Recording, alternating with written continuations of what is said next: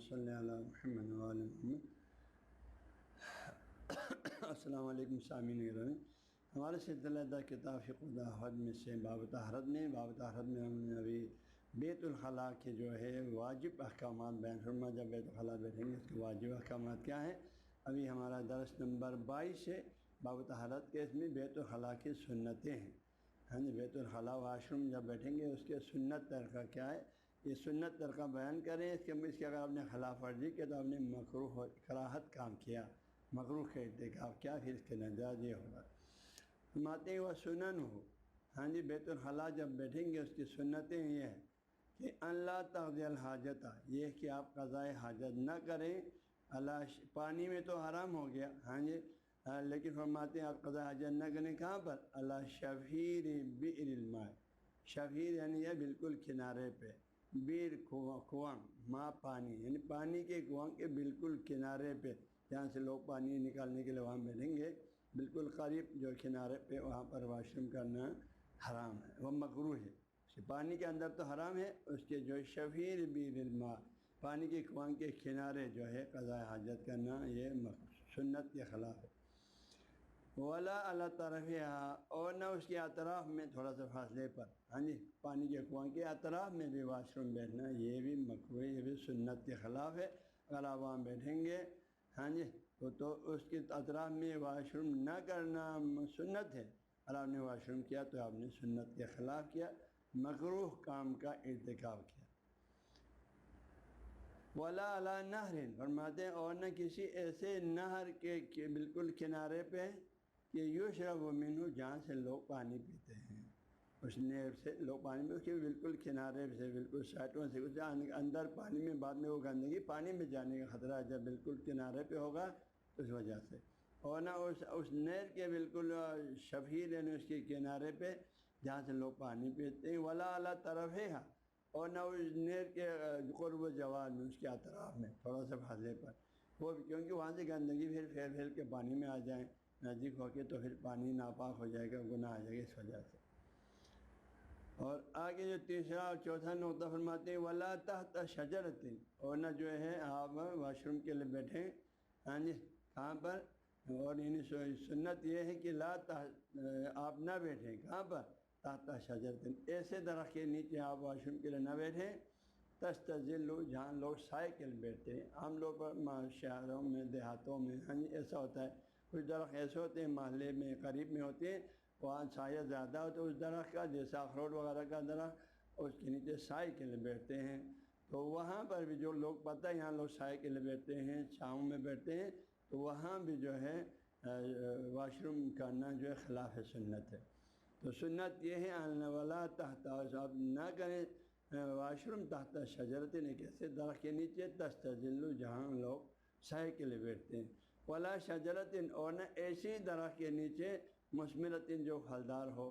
پھلدار درختوں کے جو ہے نیچے بھی واش روم کرنا، کیونکہ بعد میں پھل گرے گا، پھل وہ گندگی پر گرے گا اور پھر وہ لوگ کھا لیں تو ان کے لیے جراثیم ہو سکتا ہے، بیمار ہو سکتا ہے، لہذا یہ بھی اس کے پھلدار درخت کے نیچے واش روم نہ کرنا بھی سنت ہے۔ کریں گے تو آپ نے سنت کے خلاف کام کیا، آپ نے مکروہ کیا۔ ولا فی المقبرۃ، اور نہ قبرستان میں، یعنی قبرستان میں بھی جا کے وہاں کس قسم کی گندگی نہیں کرنا، وہاں بھی واش روم کرنا جو ہے کرنا مکروہ ہے۔ ولا فی الطرق، اور نہ راستوں میں واش روم نہ کرنا سنت، قبرستان میں واش روم نہ کرنا سنت، کرنا مکروہ کراہت۔ وہ شکا کی گلیوں میں جہاں سے لوگوں کو گزرنا ہوتا ہے، گلیوں میں بھی جو واش روم کرنا اس کے بیچ میں، ولا اللہ طرف، اور نہ گلی اور راستوں کے ہاں اطراف میں، سائٹوں پہ، وہ بھی جو ہے وہاں بھی نہیں کرنا سنت ہے، کریں گے تو سنت کے خلاف آپ نے کام کیا۔ ولا فی النادی، اور نہیں ایسے جگہوں پر جہاں پر لوگ جمع ہو جاتے ہیں، جیسے محلوں میں ہوتی ہیں لوگوں کے جمع ہونے کے لیے شام کو، ہاں جی مختلف فراغت کے ٹائم میں وہاں بیٹھ جاتے ہیں اور باتیں کرتے ہیں، معاشرے کے گاؤں کے حالات پہ گفتگو تبصرہ کرتے ہیں،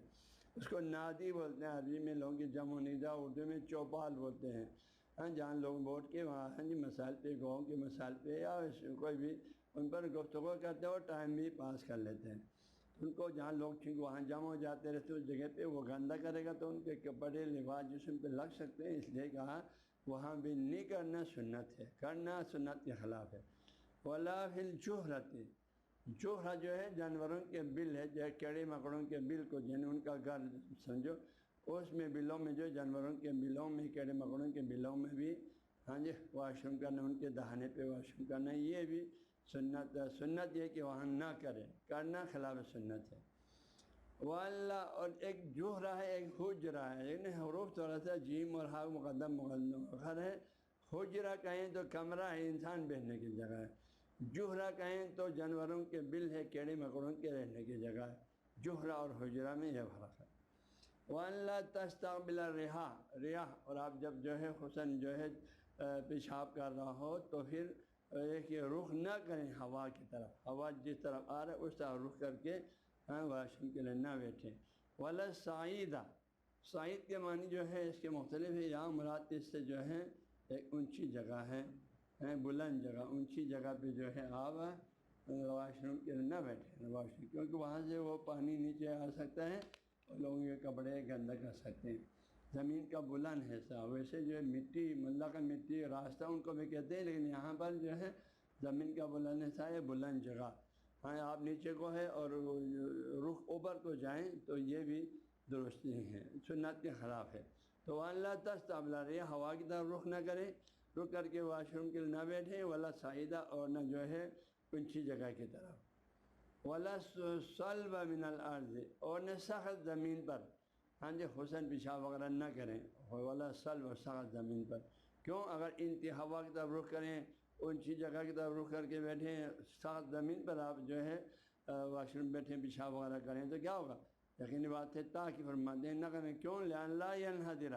تاکہ پلٹ کے نہ آ جائیں الے کا آپ کی طرف وہ گندگی، ہاں جی چھینٹیں جو ہے پیشاب کے آپ پلٹ کے نہ آ جائیں۔ ولا یترشش، اور اس طرح جو ہے پیشاب کی چھینٹوں سے آپ کو گندگی نہ کریں، تمہاری طرف جو ہے اس کی چھینٹیں جو آئیں اور نہ ہی چھینٹیں پڑیں آپ کو، نہ پلٹ کے آپ کی طرف آ جائیں، لئلا ینحدر لے کے اس طرح آپ گندا ہو سکتا ہے۔ ولا یترشش، اور نہ چھینٹیں آپ کو پڑیں، ترشش جو ہے چھینٹوں کو کہا جاتا ہے۔ تو ان دونوں سے آپ نے احتراز کرنا ہے۔ ولا جو ہے اگر آپ کسی گرم سخت زمین پہ آپ کو ضرورت ہوئی تو اس میں فرماتے ہیں وَأَن تَحْفِرَ الْأَرْضَ، اور زمین کو تھوڑا کھودیں، ہاں جی کھودیں، گڑھا بنائیں، کھودیں، وَتُلِينَ، اس کو نرم کریں، بقدر حاجت جتنا آپ کو ضرورت ہے، پھر اس طرح استعمال کریں تاکہ وہاں سے گرم زمین کو نرم کریں گے تو چھینٹیں آپ کی طرف نہیں آئے گا، آپ کا لباس جسم ناپاک نہیں ہوگا اس وجہ سے۔ فرماتے ہیں وَأَن لَا تَسْتَقْبِلَ الشَّمْسَ، آپ سورج کی طرف بھی رخ کر کے نہ بیٹھیں، واش روم کرتے ہوئے سورج کی طرف بھی رخ نہ کریں۔ وَلَا الْقَمَرَ، اور نہ ہی چاند کی طرف رخ کر کے واش روم بیٹھیں۔ وَلَا الْكَوَاكِبَ الْمُتَعَيَّنَةَ، اور نہ معین ستاروں کی طرف، ہاں جی جیسے جو ہے مختلف ستارے جو معین ہے، زیادہ روشن ہیں، ہاں جی ان کی طرف بھی رخ کر کے نہ بیٹھیں۔ ان کنت فی الفضاء، فرماتے ہیں اگر بتا جو ہے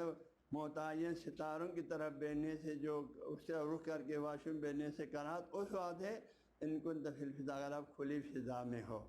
کھلی فضا میں ہے، دیوار وغیرہ نہیں ہے، چھت وغیرہ جیسے واش روم چھت وغیرہ نہیں ہے، کھلی فضا میں ہو تو یہ مکروہ ہے۔ اور ساتھ ہی وہ تیسر، آپ کے لیے ممکن ہو کہ اس طرف رخ نہ کرنا، کواکب کی طرف، سورج چاند کی طرف، پھر جو ہے آپ کے لیے مکروہ ہے، ممکن ہوتے ہوئے آپ کریں ان کی طرف رخ کریں تو یہ کراہت ہے، سنت کے خلاف ہے۔ وَإِن لَّمْ يَتَيَسَّرْ، اور اگر جو ہے آپ کے لیے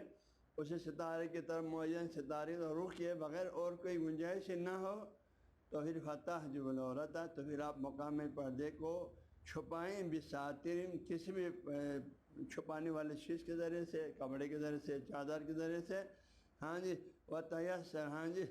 چھپائیں، من نور، یا سورج کی، چاند کی اور اس معین ستارے کے نور سے پردہ کریں۔ وَأَمَّا فِي الْجُدْرَانِ، لیکن چار دیواری میں، چار دیواری ہے، چھت وغیرہ لگا ہوا ہے، سورج کے نور اس کے بیچ میں وہ دیوار رکاوٹ ہے، ڈائریکٹ نور سے وہ آمنے سامنے نہیں ہے،